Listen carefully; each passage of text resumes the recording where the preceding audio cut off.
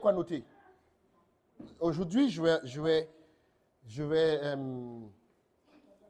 vais continuer l'enseignement qu'on avait débuté la semaine dernière. L'enseignement s'intitule Je choisis la vie. OK? Et aujourd'hui, nous allons voir la deuxième partie.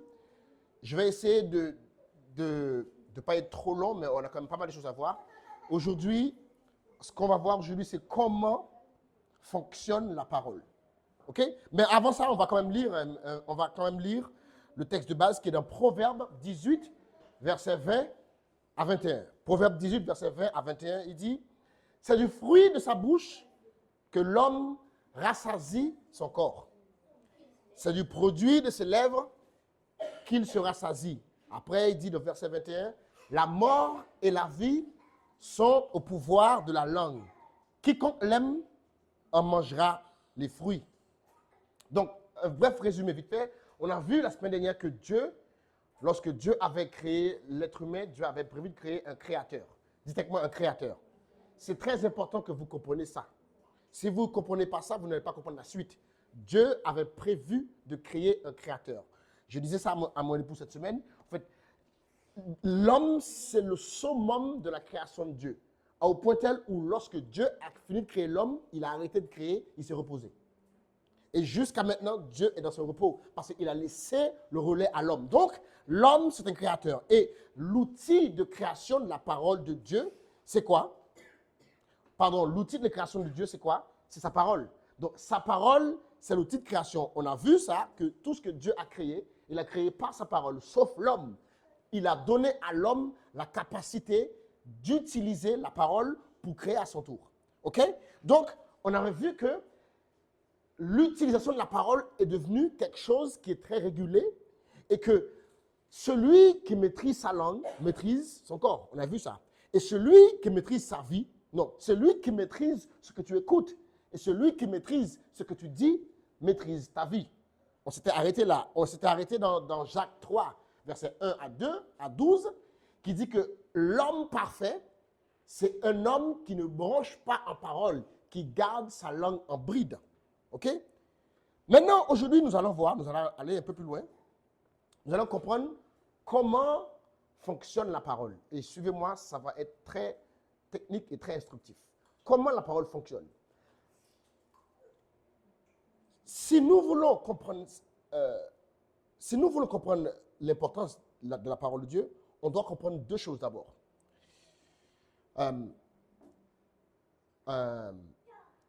Les paroles, une parole, peu importe la parole, c'est une fois que la parole sort de ta bouche, elle devient un agent en mission. Okay? Une fois qu'une parole sort de ta bouche, peu importe la personne, peu importe ce que tu as dit, cette parole devient un agent en mission. Regardez bien. Ésaïe 55, versets 10 à 11. Comprenez un truc, c'est que tout ce qui s'applique à Dieu s'applique à l'être humain. OK? Donc, les versets qu'on va voir ici parlent de la parole de Dieu. Mais en vrai, elle s'applique aussi à l'être humain parce que nous sommes comme Dieu. Maintenant, regardez bien. Ésaïe 55, verset 10 à 11.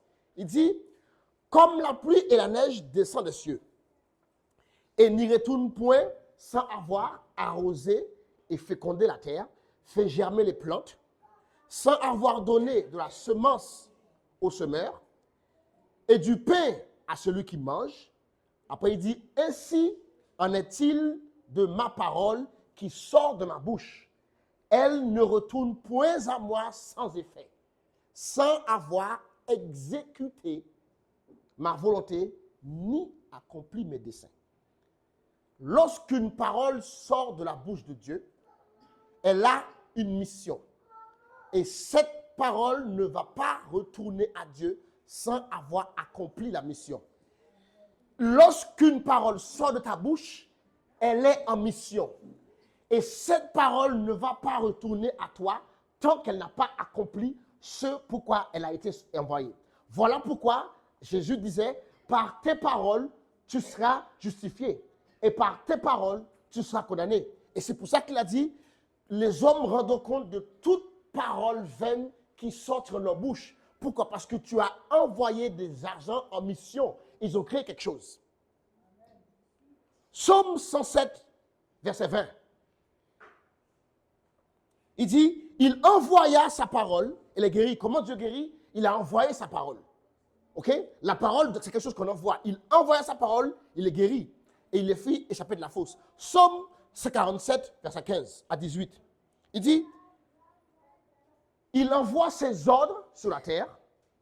Après, il dit, sa parole court avec rapidité, avec vitesse.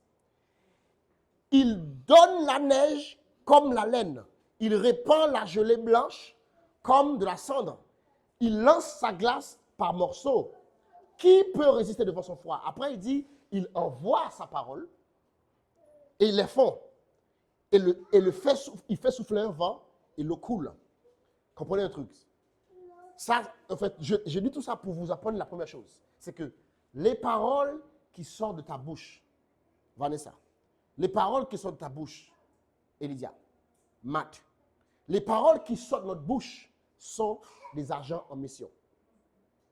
Elles ont une mission. C'est pour ça que lorsque le centenier est venu voir Jésus, il a dit à Jésus, je ne suis pas digne que tu rentres sur mon toit. Dis seulement un mot et ma fille sera guérie. Et Jésus a dit, oh, même en Israël, je n'ai pas trouvé une aussi grande foi. Ça veut dire, je n'ai pas trouvé une personne qui a aussi bien compris ce principe. C'est que je n'ai pas besoin d'y aller. Si je parle, ce que je dis va y aller. Le centenier romain a dit, dis seulement un mot, je sais. Parce que moi-même, je suis sous autorité, j'ai des gens sous mon autorité. Si je dis va, il va. Si toi, tu dis quelque chose, la parole que tu as dit va aller chez ma fille. Pas besoin que tu viennes. Il avait compris que la parole de Jésus était un agent en mission. Maintenant, une fois que tu as compris ça, voici la deuxième chose que tu dois comprendre ce soir. C'est que la parole a un double effet. Dites avec moi double effet. Dites avec moi double effet. On va prendre comme verset Hébreux 4, verset 12. Hébreux 4, verset 12. Très important. Ce soir, je vais vous montrer quelque chose de très, très important. Très, très important. Il est important qu'on veille sur ce qu'on dit. Je vous dis pourquoi.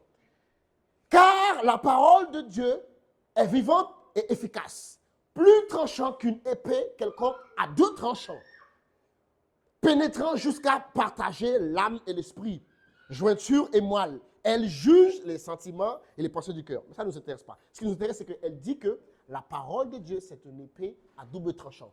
Ici, là, on comprend un truc, c'est que la Bible nous délivre une description très critique de la parole. La Bible nous compare la parole à une épée, mais pas n'importe quelle épée. Une épée à double tranchant. Il existe plusieurs types d'épées. Il y a des épées, ce qu'on appelle des sabres. Ils ne sont pas à double tranchant. Un sabre, en général, a un seul côté tranchant, l'autre côté n'est pas tranchant. Donc quand tu utilises le sabre, tu peux faire un seul dégât. Mais une épée, il existe des épées qui sont à double tranchant. Les deux côtés coupent. Et celui qui utilise cette épée doit savoir bien le manier parce que tu peux te blesser en utilisant. La parole est comme ça. Tu peux utiliser la parole contre quelqu'un, mais en même temps te défies toi. Parce que la parole est à double tranchant. La description de ça veut nous dire qu'on doit faire attention à ce qu'on dit. Fais attention à ce que tu dis, parce que ce n'est pas uniquement aux gens que tu fais du mal, tu fais du mal à toi-même. OK? Ainsi, une épée à double tranchant a un double effet. Quelque chose qui a un double tranchant a un double effet. Il peut fonctionner des deux côtés. Maintenant qu'on ait dit tout ça, maintenant qu'on ait dit ces deux choses, que la parole, c'est un agent en mission, et maintenant qu'on a compris que la parole a un double effet, maintenant regardez bien, suivez-moi, on va aller dans ce que je veux vous dire. Numéro 1, ce soir, vous devez comprendre que la parole façonne. La parole façonne. Dites avec moi, façonne. Et soyez très attentifs maintenant. Regardez bien. Nous sommes créés, vous et moi, nous sommes créés pour que, premièrement, la première personne qui entend et qui écoute ce que tu dis, c'est toi. OK? Je vous parle actuellement, je suis celui qui m'entend le plus fort. Ce n'est pas possible que vous m'entendiez plus fort que moi. Et mon âme, mon subconscient est programmé pour écouter et enregistrer tout ce que je dis. Pourquoi? Parce que tout ce que je dis devient une tendance chez moi. Tout ce que tu dis, ton âme l'enregistre, ton subconscient l'enregistre, ça devient une tendance. Regardez bien. Romains 10, verset 17. Le Bible nous dit quelque chose. Romains 10, 17. Il dit, ainsi la foi vient de ce qu'on entend. Ça vient de quoi? Ça vient de quoi? De ce qu'on entend. Et ce qu'on entend vient de la parole de Christ. Si on cherche, j'ai cherché un peu, si on cherche la définition, la racine grecque de ce mot foi qui est écrit là, c'est le mot pistis. Et le mot pistis ne veut pas dire foi, ça veut dire conviction. Ça veut dire croyance. Donc, ce que tu crois, tes convictions, ton système de croyance, ta mentalité dépend de ce que tu entends. Donc, tu es façonné en fonction de ce que tu entends. Et premièrement, ce que tu entends sort de ta bouche. Voilà pourquoi tu peux être lié par les paroles qui sortent de ta bouche. Pourquoi? Parce que toute parole qui sort de ta bouche conditionne qui tu es. Toute parole qui sort de ta bouche conditionne ta mentalité. Toute parole qui sort de ta bouche conditionne tes possibilités. C'est pour ça que parfois, tu peux être dans une situation, tu te trouves coincé. Pourquoi? Parce que ta bouche a déterminé une certaine façon de penser que tu ne peux pas changer. C'est comme ça qu'on se retrouve lié par les paroles de notre bouche. Regardez bien, c'est écrit dans Proverbe 6. Combien de fois on se retrouve dans des situations où nous sommes bloqués, mais en réalité, le blocage vient de notre tête. Mais pourquoi notre tête est bloquée? Parce que notre bouche a créé une tête comme ça. Tout ce que tu penses, c'est ta tête, c'est ce que tu as dit qu'elle a créé. Tout ce que tu es aujourd'hui, ce n'est pas quelqu'un qui est responsable. Ce que tu es aujourd'hui, c'est le résultat de ce que tu as écouté, de ce que tu as dit. Proverbe 6, verset 1 à 2. Il dit, mon fils, si tu as cautionné ton prochain, et si tu t'es engagé auprès de lui, regardez bien, il dit, si tu es enlacé par les paroles de ta bouche, si tu es pris par les paroles de ta bouche. Donc, c'est possible que tu sois lié par les paroles qui sont sorties de ta bouche. En vrai, tout être humain, tes limites, ce que tu ne peux pas faire, vient de ce que tu as dit. Oui. Les paroles que tu prononces façonnent qui tu es. Voilà pourquoi on doit faire attention à ce qu'on dit. Parce que si tu passes toute ta journée à dire « je suis moche », t'inquiète pas, tu vas être moche. Oh yes. Tu passes toute ta vie à dire « je ne suis pas capable ». Je n'y arriverai pas. Ah, je suis trop nul. Ah, je suis trop bête. Ah, je suis trop bête. Tout ce que tu dis conditionne qui tu es. Après, tu t'étonnes que tu es bête. Écoutez-moi, mais Dieu n'a créé personne qui soit bête. Voilà pourquoi Dieu dit c'est interdit de dire quelqu'un imbécile. Parce que Dieu n'a créé personne qui soit bête. Dieu n'a créé personne qui ne soit pas intelligent. Ce n'est pas vrai ça. Dieu n'a créé personne qui ne soit pas intelligent. Mais il y a des gens qui ont appris à développer qui ils sont. Il y a des gens qui ont juste appris à croire en eux plus que les autres. Donc, la parole que tu prononces te façonne. Vous savez, écoutez-moi bien, regardez-moi.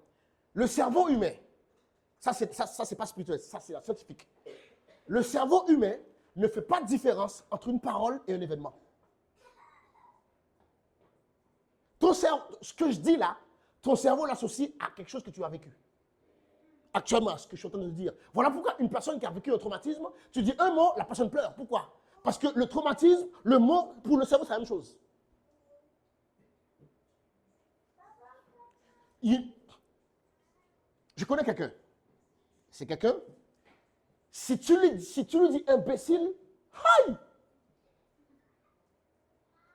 Si tu fais le malheur de lui dire imbécile, tu vas déclencher un tsunami que tu ne voulais pas. Pourquoi? Parce que ce mot-là est associé à un événement. Et son cerveau ne fait pas la différence entre une parole et l'événement.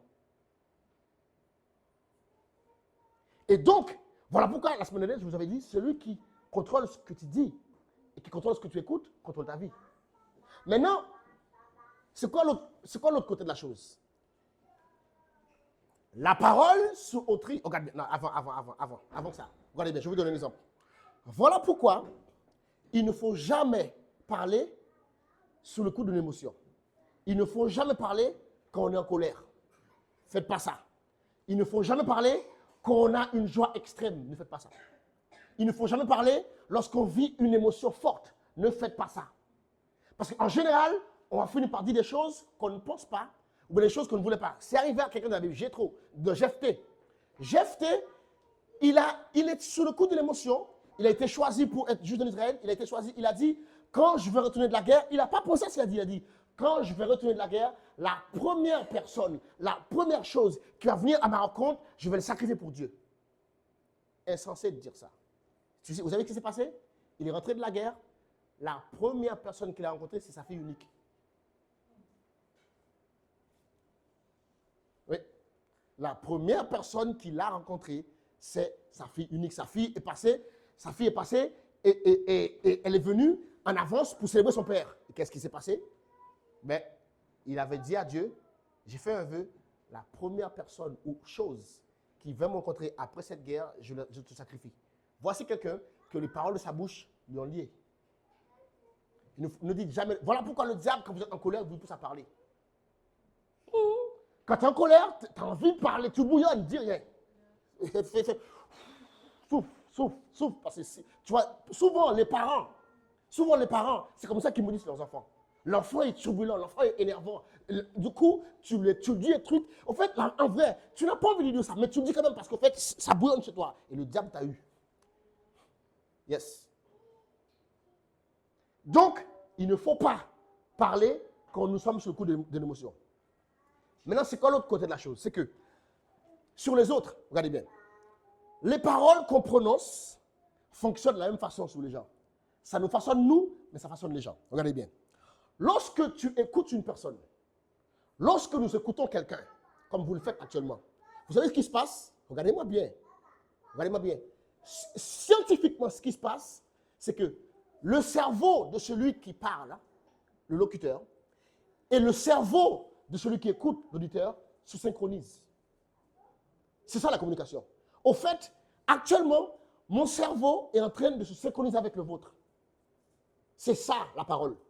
Donc, quand tu écoutes régulièrement une personne, ton cerveau, ce qu'il fait, c'est que ton cerveau a déterminé que tu considères que cette personne est digne de confiance. Qu'est-ce qu'il fait? Il commence à calquer, à copier le système de pensée de la personne en question et il l'importe chez toi.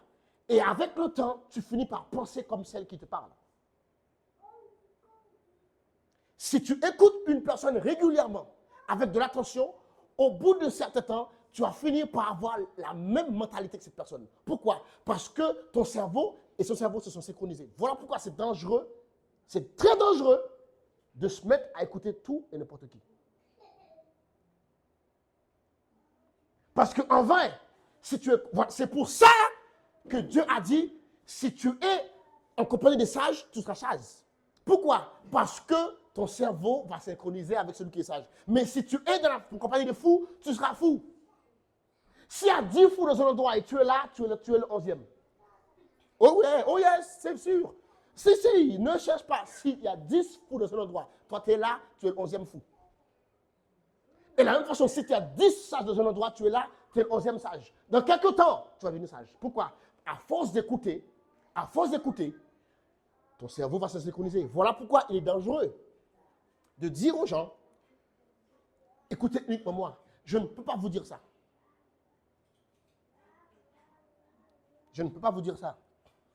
Parce que je n'ai pas la science infuse, je n'ai pas tous les dons que Dieu a mis dans le corps du ministère.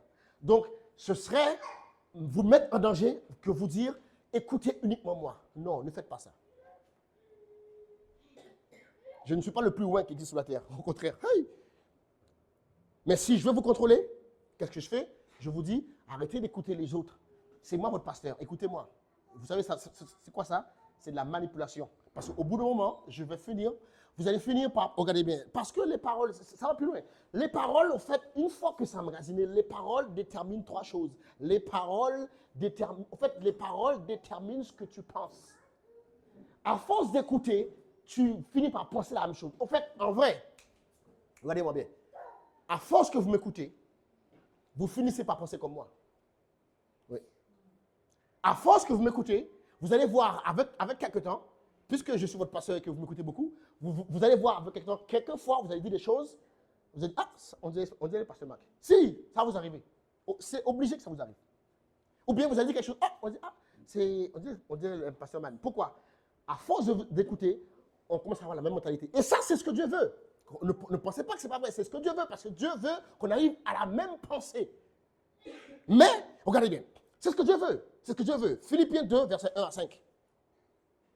Il dit, si donc il y a quelque consolation en Christ, s'il y a quelque soulagement dans la charité, s'il y a quelque union d'esprit, s'il y a quelque compassion, quelque miséricorde, rendez ma joie parfaite. Comment? En ayant un même sentiment, ça veut dire penser. Un même amour, une même âme. Après, il insiste encore, une même pensée. Ne faites rien par esprit de parti pour vous, ou bien pour vaine gloire, mais que l'humilité fasse qu'on garde chacun étant au-dessus de soi-même. Après, il dit qu'aucun de vous, au lieu de considérer ses propres intérêts, considère ceux des autres. Après, il dit encore, ayez en vous les mêmes sentiments qui étaient en Jésus-Christ. Donc, nous dans l'Église, nous devons avoir une même pensée. Et c'est quoi cette pensée? Ce n'est pas la pensée du pasteur Marc, non. La pensée là, ce n'est pas la pensée du pasteur Man, non. Ce n'est pas la pensée du pasteur X, Y ou bien l'apôtre, non. La pensée que nous devons avoir tous en commun dans l'Église, c'est la pensée de Christ. Et la pensée de Christ, ce n'est pas ce que je pense, non. La pensée de Christ est unilatérale. La pensée de Christ ne rentre pas dans ma pensée.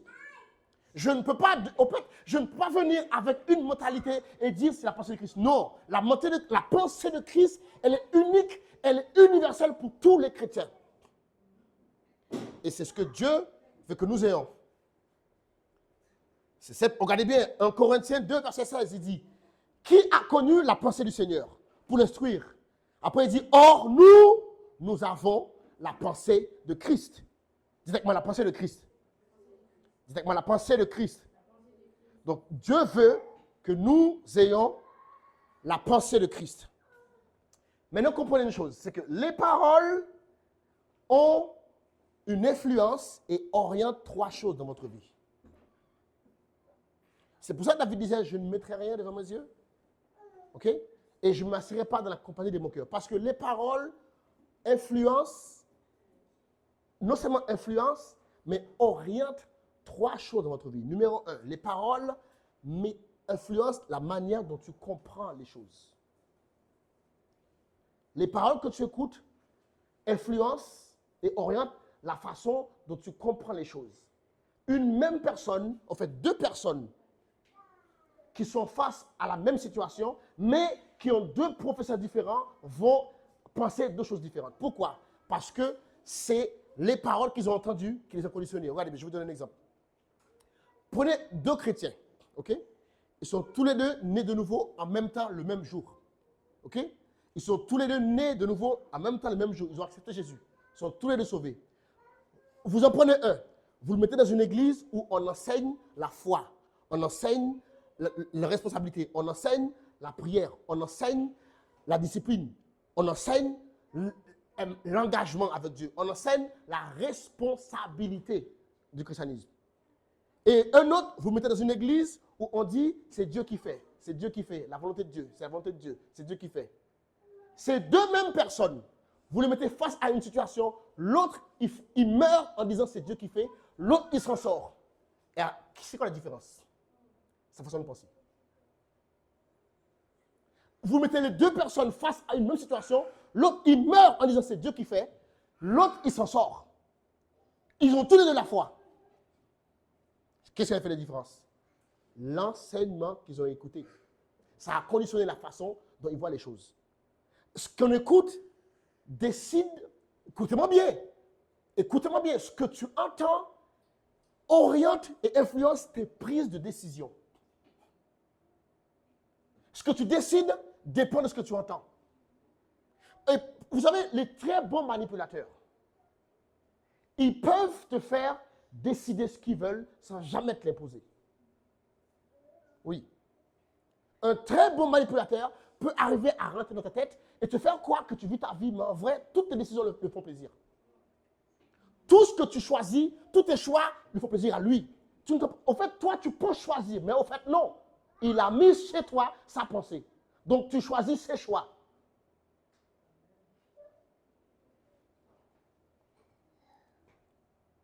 Les paroles que nous entendons déterminent ce qu'on, écoutez bien, déterminent ce qu'on retient. Ça détermine même ce que tu retiens est dépendant de ce que tu écoutes. Donc, les paroles qui sortent de notre bouche et les paroles qu'on entend façonnent qui nous sommes. Ça façonne qui tu es. Si tu veux, regardez-moi bien, si tu veux devenir quelqu'un d'autre, c'est simple.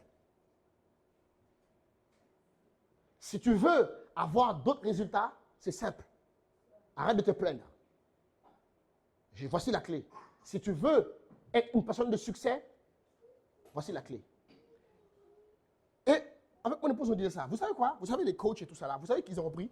Ils ont compris que 80% des personnes sont des paresseux intellectuellement. Donc, 80% eux, ils vendent aux gens ce que les gens ne veulent pas apprendre. C'est ce qu'ils font les coachs. Je ne dis pas que tous le font, mais la majeure partie d'entre eux, c'est ce qu'ils font. Ils apprennent un truc que tout le monde peut apprendre, mais comme tu ne vas pas l'apprendre, ils te le vendent.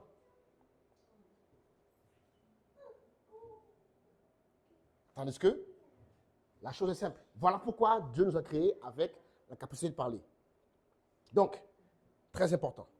Maintenant, nous allons voir un truc encore. On a vu que la parole nous façonne. Maintenant, regardez bien.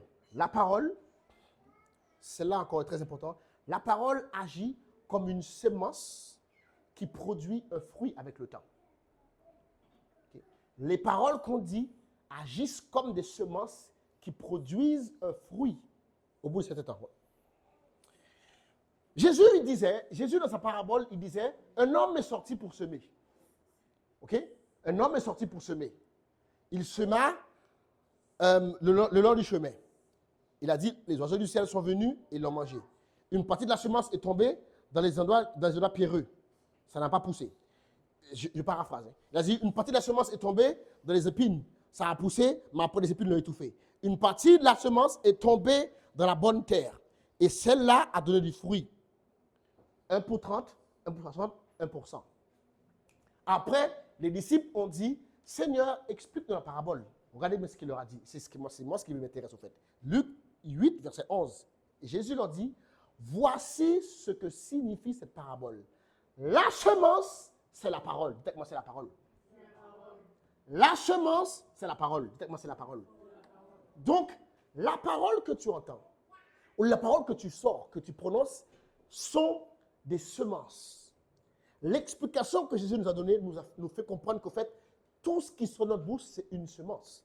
Et comment fonctionne une semence? C'est que toute semence produit une récolte. Oui ou non? Toute semence produit une récolte, oui ou non? Oui ou non? Ah, parlez avec moi. Toute semence produit quoi? Une récolte, oui ou non? Oui. Il dit, Galates 8, verset 22. Non, pardon, Genèse 8, verset 22. Il dit, tant que la terre subsistera, Genèse 8, 22. Tant que la terre subsistera, il dit, les semailles et la moisson, le froid et la chaleur, l'hiver et l'été, le jour et la nuit ne cesseront point. Ça veut dire, en fait, tant qu'il y a le soleil et la terre existent, il y a cette loi-là. Ce que tu sèmes, tu récoltes. Oui. Galates 6, verset 7, il dit, ne vous y trompez pas. On ne se moque pas de Dieu. Ce qu'un homme sème, il le moissonnera. Regardez bien. Dans tout ce que Dieu a créé sur cette terre, il a toujours mis une chose dedans, c'est une semence. Pourquoi? C'est avec cette semence que cette chose va se reproduire. Et la terre entière et l'univers est constitué de ça. Est constitué de semences et de champs. Dites avec moi, semence et champ. Dites avec moi, semence et champ. Regardez bien. Si tu veux, les gens qui ont compris ça, en fait, vous savez, il y a ce qu'on appelle l'agriculture intensive. OK? Et les gens qui ont compris ça, si tu veux par exemple vendre du poisson, OK? Tu veux vendre du poisson, qu'est-ce que tu fais? Tu peux prendre des semences de poisson, tu sais, des semences de poisson, tu le mets dans l'eau. L'eau, c'est un champ pour ceux qui veulent vendre du poisson. Tu prends des semences de poisson, tu le mets dans l'eau, avec le temps, tu vas avoir une récolte. Beaucoup de poissons que tu vas vendre. La semence a été mise dans le bon champ. L'eau. Tout animal aquatique, tu le mets dans l'eau, ça va te produire une grande récolte. Pareil, tu prends n'importe quelle graine sur cette terre, tu le mets dans la terre. Avec les saisons, ça va te donner des fruits. Le maïs, c'est 4 mois. Certaines choses, c'est 4 mois. Il y en a, c'est 6 mois. Il y en a, c'est 1 an. En tout cas, dès que tu plantes quelque chose dans le champ qui est la terre, ça va produire une récolte. Chez les mammifères, c'est l'être humain, les animaux, il y a aussi ce truc de champ et de semence. Le champ, c'est l'utérus. Un utérus, c'est un champ. Et qu'est-ce que l'homme, les mâles sont les agriculteurs. Un mâle met une semence dans un utérus. Avec le temps, en fonction de combien de temps la menstruation dure, au bout de ce temps, pour les êtres humains, c'est 9 mois, pour les éléphants, c'est 12 mois, pour les chiens, c'est 4 mois, etc. Mais la semence, dans le bon champ, va produire une récolte. Tout ce que Dieu a créé, il a créé un champ et une semence. La terre est régulée par ça. Mais ce que nous ignorons, c'est que non seulement la terre, mais l'univers est régulé par ça. Et l'univers, ce qu'on appelle le cosmos, c'est le champ spirituel. Et qu'est-ce qu'on y jette là-dedans, là? C'est les paroles. Le cosmos, l'univers, c'est un champ. Et la semence dedans, là, c'est les paroles. Donc, tout ce que tu dis, t'attends quelque part.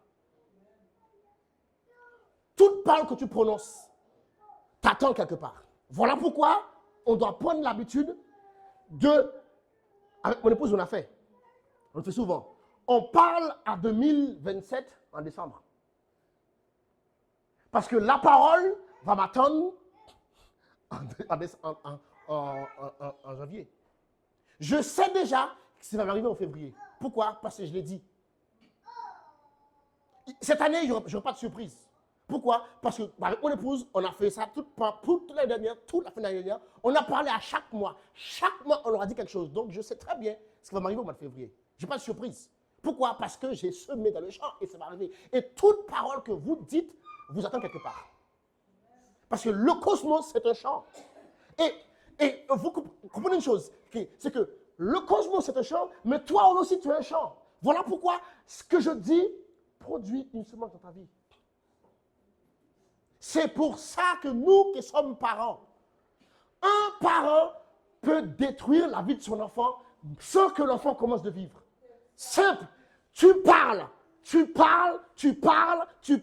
Ah, toi, t'es ainsi, toi, t'es ci, toi, t'es ça, toi, t'es ci, toi, t'es ça, toi, t'es ci, toi, t'es ci. Et au bout d'un certain temps, l'enfant devient exactement ce que tu as dit. Après, tu te plains. C'est toi qui l'as créé. Beaucoup d'adultes aujourd'hui sont victimes de la bouche de leurs parents. Oui, il y a aujourd'hui beaucoup d'adultes qui sont liés, qui vivent une vie qu'ils ne n'aiment pas, qui vivent des choses qu'ils n'aiment pas. Pourquoi? Parce qu'ils ont été victimes des paroles que leurs parents ont prononcées sur eux. Parce qu'ils étaient en colère, parce qu'ils les énervaient, ils ont dit tout et n'importe quoi. Ah, toi, tu seras un vagabond. Plein de trucs. Et aujourd'hui, la personne, c'est un vagabond. Ah, de toute façon, toi, la personne, elle dit, tu l'insultes de prostituée, tu dis, hey, t'as juste vu un garçon, il envoie un message. Ah, prostituée, après tu t'étonnes que maintenant il couche avec tout le monde. C'est toi qui as fait ça. Au lieu de dire, ouais, tu sais, non, nous, surtout les parents afro, on aime trop les jurons. Arrêtez avec les jurons. Arrêtons avec les jurons.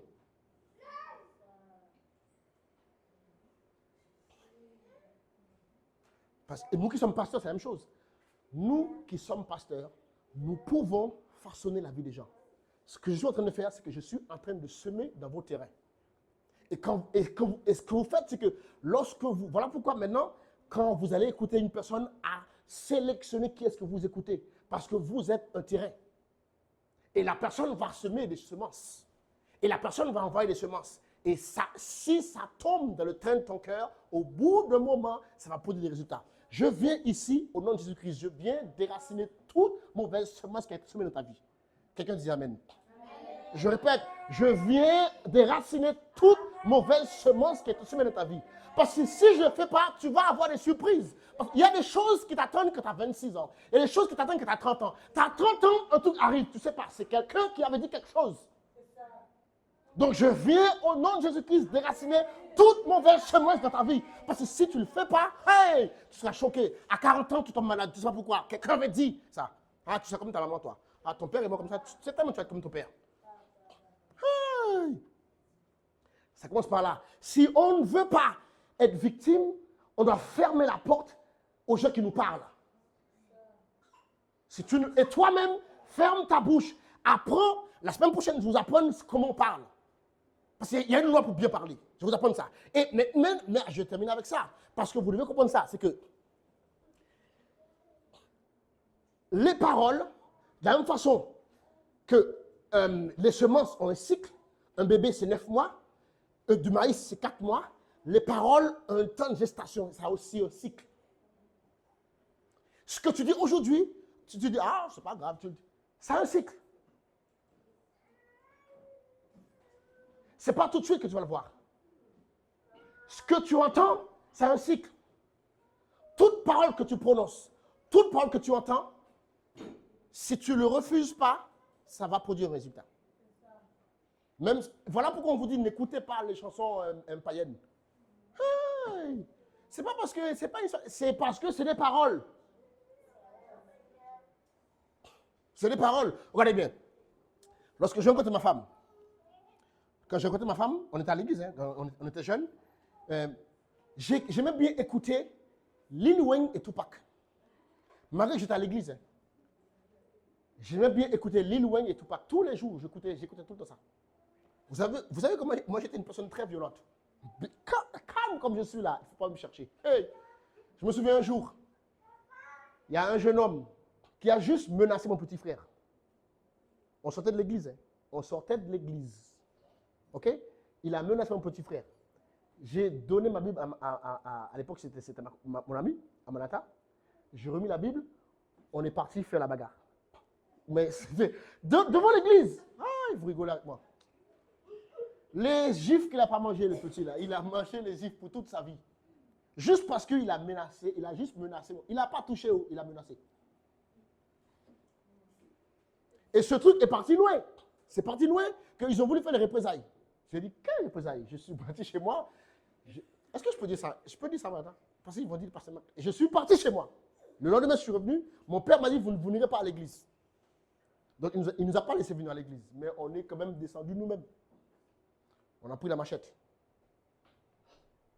Parce qu'ils nous ont dit, qu'ils vont faire représailles. Moi, je voulais les représailles. C'est ce que je voulais. Je voulais les représailles. Je suis parti dans leur quartier. J'ai tourné, je ne les ai pas vus. Oui. Pourquoi j'étais comme ça? Parce que quand tu écoutes Tupac, quand tu écoutes Lil Wayne, il n'y a pas d'autre résultat. Il n'y a pas d'autre résultat. Bien que tu vas à l'église, quand tu écoutes du Tupac, du Lil Wayne, tout ça là, il n'y a pas d'autre résultat. Tu vas finir par être violent. Hey! J'étais un bon violent, bien calme. Moi, j'étais calme, mais il ne fallait pas me chercher. Un autre témoignage, je me souviens.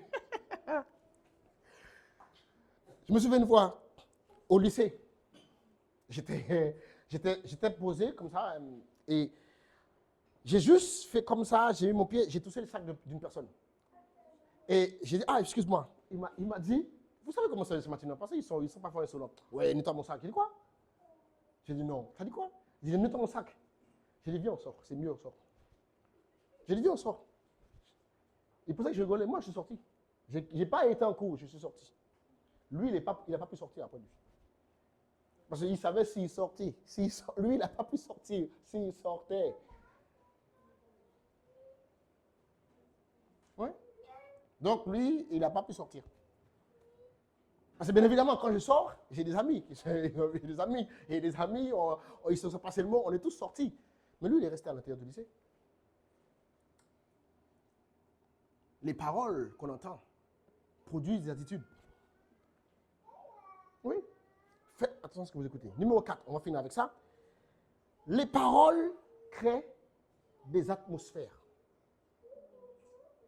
Quand tu es exposé à un certain genre de paroles, ça crée des atmosphères. Là c'est que la scientifique. Selon les scientifiques ont découvert qu'en fait, les paroles créent dans votre cerveau des vibrations. Ça génère de l'énergie. Et ces vibrations conditionnent ce que vous êtes. Ça a un impact direct sur votre cerveau. Et les paroles créent une atmosphère que dès que tu viens en dessous de cette atmosphère, il y a des choses qui sont conditionnées. Numéro 1, tes émotions sont conditionnées par cette atmosphère. Regardez bien, vous n'avez jamais ressenti ça. Vous arrivez dans un endroit, tout de suite, votre humeur change. Vous savez pourquoi? Parce que dans cet endroit, ils ont dit des choses. Et ça a laissé de l'énergie dans l'air. Et quand tu arrives, bizarrement, tu as de bonne humeur, tu arrives, tu sais pas pourquoi. Tu ne sais pas pourquoi, mais tu as de mauvaise humeur. Pourquoi? Parce que certainement, il y a eu des querelles dans cet endroit. Et comme il y a des querelles, il y a des paroles qui ont été lancées, ça a laissé des énergies. Oui. Les paroles créent des ambiances. Voilà pourquoi, chez vous, avec vos enfants, il faut créer une ambiance positive par vos paroles. Pour qu'un enfant puisse se développer, crée une ambiance positive. Vous savez quoi? La majeure partie des divorces commence par les paroles. Oh yes, les divorces commencent par les paroles. C'est pas par les paroles. Les guerres commencent par les paroles. Quelqu'un envoie un email, c'est fini. Ça crée une guerre. Une guerre commence par les paroles. Pourquoi? Parce que les paroles créent une atmosphère qui joue sur les émotions. Deuxièmement, l'atmosphère que créent les paroles joue sur la psychologie des gens. Ça influence ta façon de te sentir, ça influence ta façon de percevoir les choses. Ça joue sur la psychologie. Numéro 3, les paroles jouent sur les liens sociaux. Ça veut dire, ce que tu dis dans un endroit détermine comment les gens se relationnent entre eux. Est-ce qu'il y a du respect? Regardez bien. Dans certaines entreprises, c'est tout le temps des gros mots, tout le temps les trucs sales, tout le temps des blagues sur les filles, tout le temps des trucs. Et tout le monde est sale dans l'endroit. Tu arrives, tu es dérangé. Pourquoi? Parce qu'ils sont tous sales. À longueur de journée, ils parlent des filles, ils parlent des bêtises, ils parlent des fesses, ça parle. Et après, toi, tu viens te polluer. Pourquoi? Parce qu'ils ont créé un endroit où c'est sale. Après, la personne, elle ne se rend pas compte, elle a des comportements pervers. Pourquoi? Parce que j'ai travaillé dans un endroit, il parlait tellement de bêtises que le manager a dit, Mackinson, je ne l'aime pas. Pourquoi? Parce que je ne parlais pas de bêtises avec eux. C'était tellement grave qu'il y a une personne qui a porté plainte contre le manager pour harcèlement. C'était leur quotidien. Tout le temps parler de bêtises. Donc ça détermine, en fait, ça détermine comment on se relationne. Pourtant, je travaillais dans un autre endroit. Ils ont une culture japonaise. Hey, le respect, c'est pas négociable. Tout le monde est respecté. Je n'ai jamais entendu un gros mot dans cet endroit. J'ai travaillé 9 mois là-bas, je n'ai jamais entendu un gros mot. Je n'ai jamais entendu. C'est des blancs français. Vous connaissez comment ils aiment bien dire des gros mots là. Je n'ai jamais entendu un gros mot là-bas. Parce que le directeur, c'est un certain japonais, il s'appelle Shinto-san. Lui là, le respect, il l'avait imposé à tout le monde. Juste comment? Par des paroles. Un jour, il a fait une réunion. Je n'ai jamais vu des cadres flipper comme ça. Il a convoqué tout le monde en réunion. Moi, j'étais cadre. Je suis venu dedans. Tout le monde flippait. Parce qu'en général, quand lui convoque une réunion, le respect qu'il y avait dans cet endroit. Tout le monde, regardez bien. On était en France. Hein. Il est rentré dans la salle, tout le monde s'est levé. Bonjour, monsieur San. Il a dit bonjour. Tout le monde s'est assis. Dans d'autres endroits, le PDG vient, les gens boivent du café, les gens même parlent de lui. Ils parlent de lui. Pourquoi? C'est les paroles. Les paroles instaurent un climat. Numéro 5. Non, numéro 4. Les paroles créent des cultures. Dans notre église, il y a une certaine culture qu'on veut créer. On le crée par la parole. On veut créer une église où les gens sont intelligents. On crée par la parole. On veut créer une église où les gens ne sont pas superstitieux. On le crée par la parole. On veut créer une église où les gens aiment chercher Dieu pour eux-mêmes. On crée ça par la parole. On ne veut pas d'une église où les gens sont fans de mon épouse et moi. Je ne veux pas ça. Et ça, je crée par la parole.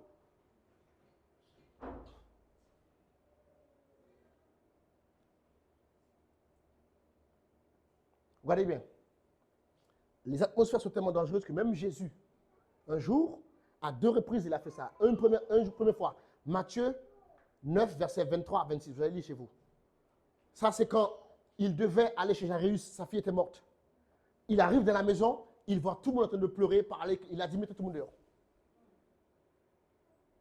Parce que si les gens étaient restés dans l'endroit, la fille serait restée morte. Donc, il a dit, mettez tout le monde dehors. Quand ils ont mis tout le monde dehors, il a dit, jeune fille, lève-toi. Parce que si les gens parlaient, elle est morte, c'est fini, elle n'est jamais venue. Il fallait mettre tout le monde dehors. Et quand il a mis tout le monde dehors, ils ont emporté leur atmosphère avec eux. Et lui, il a dit, jeune fille, lève-toi. Parce que les atmosphères, si on veut créer une atmosphère de foi, on parle de foi. Si on veut créer une atmosphère où les gens croient à la guérison, on parle de guérison. Si on veut créer une atmosphère de peur, je parle de la peur.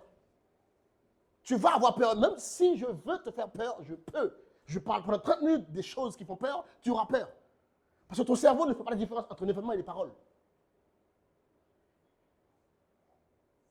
Luc, ok, on va lire cela. Marc, ça, on va terminer avec ça. Marc, chapitre 8, verset 26. Non, verset 22 à 26. Marc 8, 22, 26. Et c'est le dernier verset, on va finir avec ça. Il dit, ils se rendirent à Bethsaïda et on amena vers Jésus un aveugle qui le pria de le toucher. Regardez bien. Il prit l'aveugle par la main et le conduisit hors du village. C'est Jésus. Hein? Pourquoi il n'a pas guéri dans le village? Il l'a pris, il l'a conduit hors du village. Et ensuite, puis, il leur a mis de la salive sous les yeux, il lui imposa les mains, il lui demanda s'il voyait quelque chose. Il regarda et dit, j'aperçois des hommes, mais je vois comme des arbres qui marchent. Jésus lui mit de nouveau les mains sous les yeux.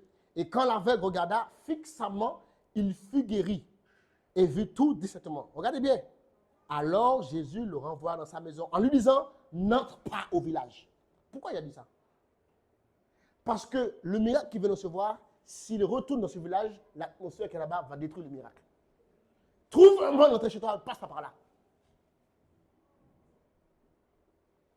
Parce que l'atmosphère qui a été créée avec toutes ces paroles allait certainement détruire le miracle qui venait de faire. Donc, il a dit, rentre chez toi, mon ami, mais pas dans ce village. Et trop souvent, nous sommes exposés à des atmosphères qui conditionnent qui nous sommes. Et après, on s'étonne pourquoi on ne réussit pas. Vous savez, si tu mets un élève dans une classe où le professeur raconte n'importe quoi, l'élève ne va jamais réussir. Voilà pourquoi mon épouse et moi, et vous qui êtes parents, faites ça. On coupe nos élèves, nos enfants de professeurs. On leur dit clairement, le professeur n'est pas là pour te dire ce qu'il pense. Qu'il pense, on s'en fiche. Il est là pour t'apprendre les maths, à t'apprendre à compter, t'apprendre à lire. Ce qu'il pense, on s'en fiche. Parce que si tu ne fais pas ça, l'enfant va se connecter à la professeure. Et le professeur va déterminer qui il est. Non, il n'est pas là pour ça. Il est là pour apprendre à lire et écrire un point, un trait. Ah, tu es nul. Ah, tu es faible. Ah, toi, tu as des... Moi, vous savez ce que je déteste, c'est quand les professeurs me disent que ton enfant a besoin d'aide. Quoi? Mon enfant n'a pas besoin d'aide. À chaque fois qu'ils m'ont dit ça, je n'ai pas signé la feuille. Hein? Je me souviens de la prof de maths, la professeure de maths. Ouais, vous savez, maths, il a des soucis en lecture, il faut le faire. J'ai dit à maths, tu as des soucis en lecture? Il m'a dit non. J'ai dit ok, c'est fini. J'ai dit, prends les livres, lis à la maison, prends les livres. Tu n'as pas besoin d'aide. Ah, ils ont des difficultés, il n'y a pas de difficulté. C'est juste, la personne va apprendre. Si vous faites ça, le professeur te dit, ah, ta fille a besoin d'aide, tu le crois? Ok. Elle aura besoin de toute sa vie. Non, ils sont en train de créer des gens qui ont besoin d'aide toute leur vie. Tu n'as pas besoin d'aide. Pas besoin d'aide. La majeure partie de ce qu'ils font à l'école, ils n'ont pas besoin. Vous, tu te souviens de... Qui se souvient de... Tu travailles, non? Tu travailles. Tu fais théorème de Pythagore à la crèche? Tu ne fais pas ça. Tu travailles aussi, non? Tu travailles, toi? Est-ce que tu fais le théorème de Pythagore à ton travail?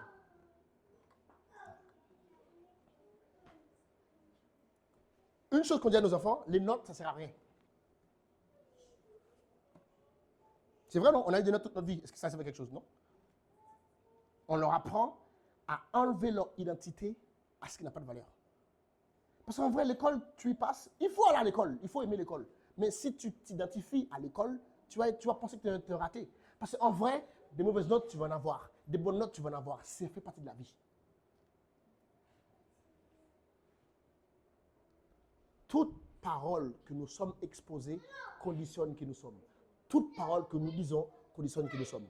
Faisons attention à ce que nous disons et faisons attention à ce qu'on écoute. Que Dieu vous bénisse.